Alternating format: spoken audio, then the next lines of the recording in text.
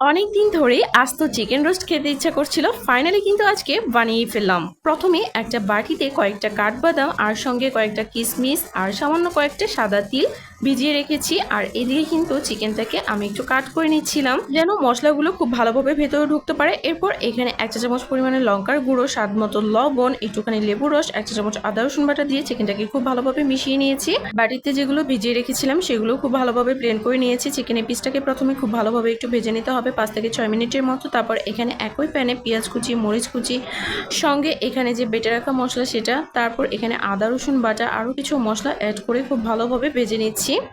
সব কিছু কিন্তু খুব ভালোভাবে একটু জাল করতে হবে। সামান্য একটু টক দইও দিয়েছি আর সামান্য একটু জল দিয়ে মশলাটাকে খুব ভালোভাবে কষিয়ে নিতে হবে। তোমরা চাইলে কিন্তু এখানে রোস্টের মশলাটাও অ্যাড করতে পারো। মশলা কষানো হয়ে গেলে চিকেনটা দিয়ে এখানে আরও জাল করে নিয়েছি 7 থেকে 8 মিনিটের মতো। তারপরে কিন্তু আমার রোস্ট একদম রেডি। খেতে দারুণ লেগেছে।